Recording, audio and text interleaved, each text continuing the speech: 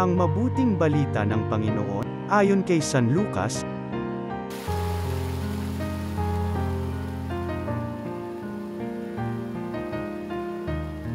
Noong panahong yun, sinabi ni Jesus sa kanyang mga alagad, "Sinasabi ko sa inyo, mga nakikinig, ibigin ninyo ang inyong mga kaaway, gawa ninyo ng mabuti ang mga napupuot sa inyo, pagpalain ninyo ang mga sumusumpa sa inyo, idalangin ninyo ang mga umaapi sa inyo. Kapag sinampal ka sa isang pisngi, iharap mo rin ang kabila. Kapag inaagaw ang iyong balabal, ibigay mo pati ang iyong baro. Bigyan mo ang bawat nang hihingi sa iyo. At kung may kumuha sa iyong ari-arian ay huwag mo nang bawiin pa ang mga iyon. Gawin ninyo sa iba ang ibig ninyong gawin nila sa inyo. Kung ang iibigin lamang ninyo ay ang mga umiibig sa inyo, ano pang gantimpala ang inyong hihintayin? Kahit ang mga makasalanan ay umiibig din sa mga umiibig sa kanila. At kung ang gagawan lamang ninyo ng mabuti ang gumagawa sa inyo ng mabuti, ano pang gantimpala ang inyong hihintayin?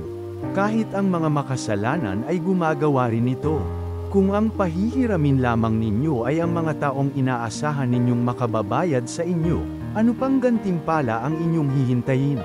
Kahit ang mga makasalanan ay nagpapahiram din sa mga makasalanan sa pag-asang ang mga ito'y makababayad. Sa halip, ibigin ninyo ang inyong mga kaaway, at gawan ninyo sila ng mabuti.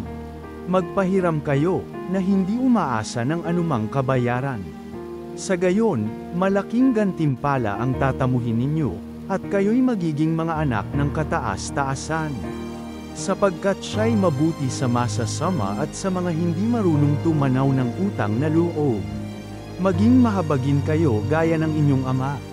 Huwag kayong humatol, at hindi kayo hahatulan ng Diyos. Huwag kayong magparusa at hindi kayo parurusahan ng Diyos. Magpatawad kayo sa inyong kapwa, at patatawarin kayo ng Diyos. Magbigay kayo, at bibigyan kayo ng Diyos.